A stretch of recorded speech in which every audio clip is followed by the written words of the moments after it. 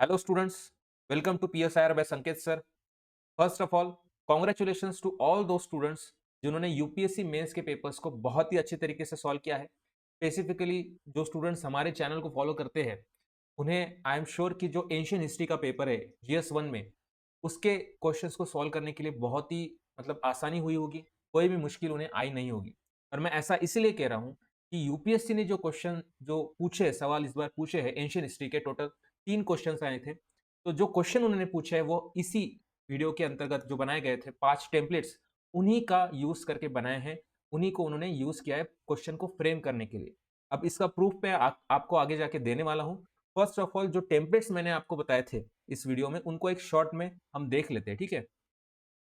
देखिए, टेम्पलेट्स मैंने बताया था कि टेम्पलेट्स क्या होते हैं। कोई भी एक स्ट्रक्चर, एक पैटर्न, एक फ्रेमवर्क यूज करती है यूपीएससी क्वेश्चंस को फॉर्म करने के लिए, ठीक है।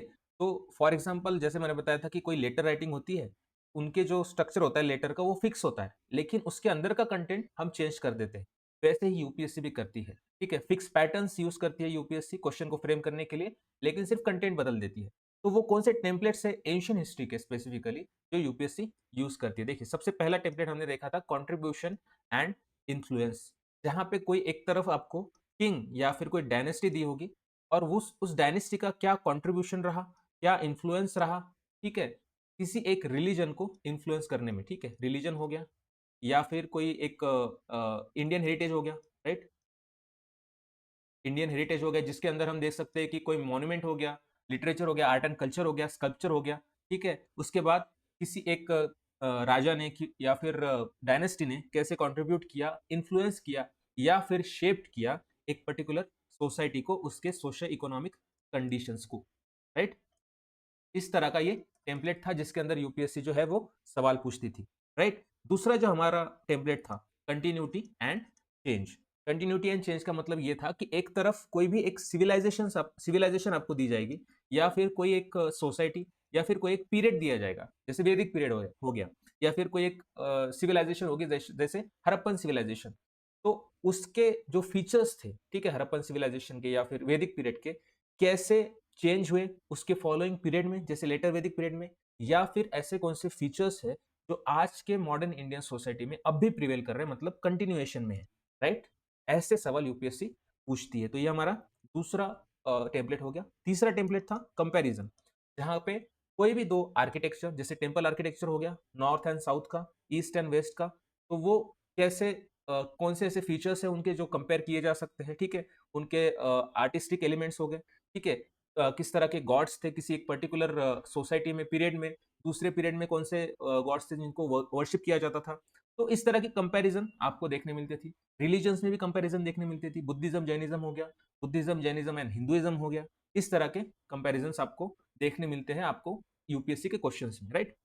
चौथा जो टेम्पलेट था वो ये था कि इवोल्यूशन या फिर डेवलपमेंट किसी भी रिलीजन का, ठीक है, किसी भी फिलोसॉफी का, किसी भी पीरियड का कैसे इवॉल्व हुआ। फॉर एग्जांपल बुद्धिज्म हो गया, ठीक है।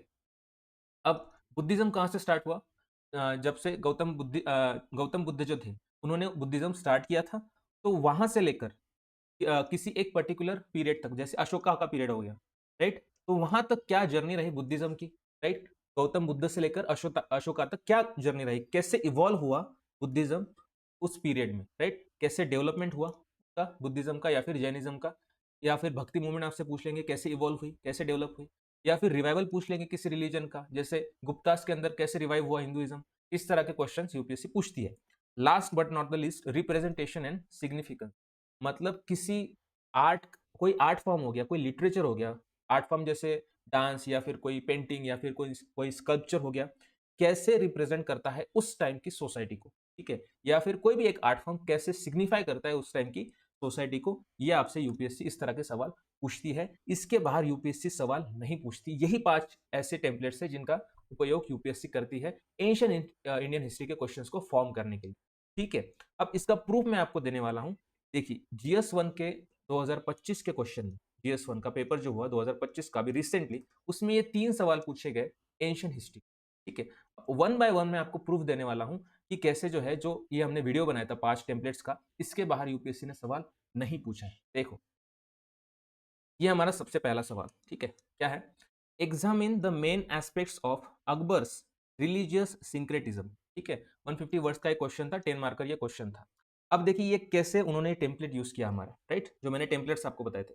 सबसे पहला टेम्पलेट मैंने आपको बताया था कॉन्ट्रीब्यूशन एंड इन्फ्लुएंस, जहां पे कोई भी एक डायनेस्टी होगी या फिर कोई एक किंग होगा जो कंट्रीब्यूट करेगा किसी एक रिलीजन में, या फिर शेप करेगा उस टाइम की सोशो इकोनॉमिक कंडीशंस को, या फिर कंट्रीब्यूट या फिर इन्फ्लुएंस करेगा इंडियन हेरिटेज को।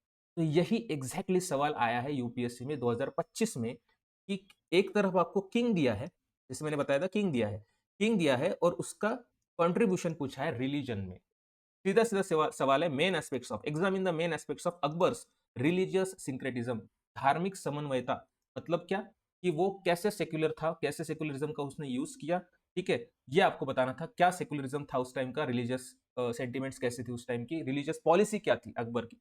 तो इसमें आप क्या बताते कि दीन इलाही हो गया, इबादत खाना हो गया, सुलह कुल हो गया, ठीक है। इस तरह के उन्होंने सिस्टम, इस तरह की पॉलिसीज उन्होंने अपनाई थी, राइट, अकबर की पॉलिसीज थी, ये चीजें आपको बतानी थी, ठीक है।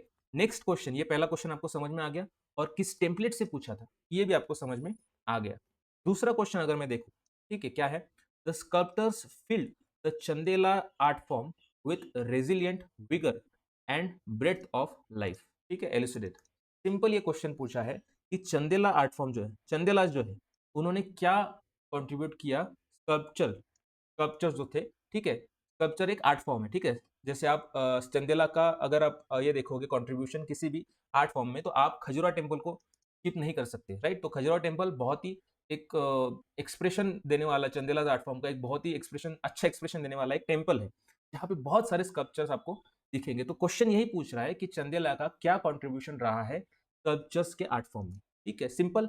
अगेन कोई किसी तरफ एक डायनेस्टी दी है आपको, जैसे चंदेला होगी, और उनका क्या कंट्रीब्यूशन रहा है इंडियन हेरिटेज में। यहाँ पे स्पेसिफिकली इसी वीडियो में मैंने मेंशन किया था कि कोई एक डायनेस्टी होगी, कोई एक किंग होगा जो कंट्रीब्यूट करेगा इंडियन हेरिटेज में, जहां पे मैंने एक एग्जांपल भी बताया था स्कल्पचर्स का, ठीक है। यहाँ पे प्रूफ मैं आपको दिखा रहा हूँ, ठीक है, सिंपल सिंपल। तो यहाँ पे आपको अगेन खजुरा टेम्पल के बारे में भी बताना है, बहुत से ऐसे स्कल्पचर्स है जो चंदेला ने बनाए थे, चंदेला के डायनेस्टी के अंदर बनाए गए थे, उनके बारे में आपको बताना है। सिंपली चंदेला का कॉन्ट्रीब्यूशन स्पेसिफिकली स्कल्पचर्स में पूछा है आपको, ठीक है, ये सारी चीजें आपको बतानी है। तो ये हमारा दूसरा क्वेश्चन हो गया, किस टेम्पलेट से पूछा था ये भी मैंने आपको बता दिया।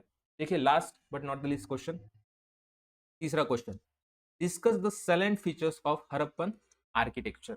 बहुत ही इजी क्वेश्चन है, आपको सीधे सीधे पूछा है कि हड़प्पन आर्किटेक्चर का मतलब क्या फीचर्स थे हड़प्पन आर्किटेक्चर के।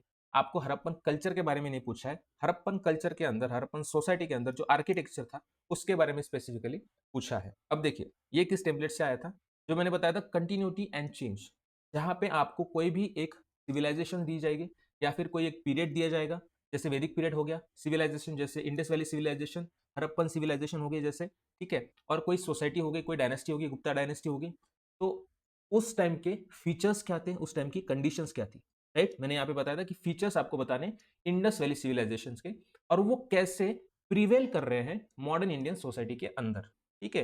ये हो गया कंटिन्यूएशन, या फिर चेंज पूछ लेंगे कि कैसे एक पीरियड के अंदर कोई एक सोसाइटी होगी जिसके फीचर्स आपको बताने हैं, और उसकी फॉलोइंग सोसाइटी, जैसे वैदिक पीरियड हो गया तो लेटर वैदिक पीरियड में क्या चेंजेस हुए, ये आपको बताना था। दोनों चीजों में आपको फीचर्स बताना उस सोसाइटी के, उस सिविलाइजेशन के बहुत जरूरी था, राइट। तो इसी के बारे में क्वेश्चन आया है कि हड़प्पा आर्किटेक्चर के आपको फीचर्स बताने थे खाली। इस टेम्पलेट के ऊपर वो पूरा क्वेश्चन आया भी नहीं है, उससे भी आसान क्वेश्चन आ गया कि खाली आपको फीचर्स एक्सप्लेन करने, राइट। तो जैसे आप देख सकते हैं मैंने तीनों क्वेश्चंस आपको बता दिए, राइट। हड़प्पन जैसे आर्किटेक्चर स्पेसिफिकली अगर मैं बताऊं तो क्या होगा, कि ग्रिड पैटर्न हो गया, ड्रेनेज सिस्टम हो गया, सिटाडेल के बारे में आपको बताना है, स्टैंडर्डाइज ब्रिक्स के बारे में आपको बताना है, उस टाइम का architecture it was all about this, right. तो आई होप कि मैंने आपको ये सारी चीजें विद प्रूफ बताई है कि कैसे यूपीएससी ने जो है, जो टेम्पलेट्स मैंने आपको दिए थे उसी का यूज किया है, उसके बाहर जो है यूपीएससी गई नहीं है। जो प्रॉमिस मैंने किया था इस वीडियो में कि इसके बाहर यूपीएससी सवाल नहीं पूछने वाली, और यूपीएससी ने एग्जैक्टली वही किया है।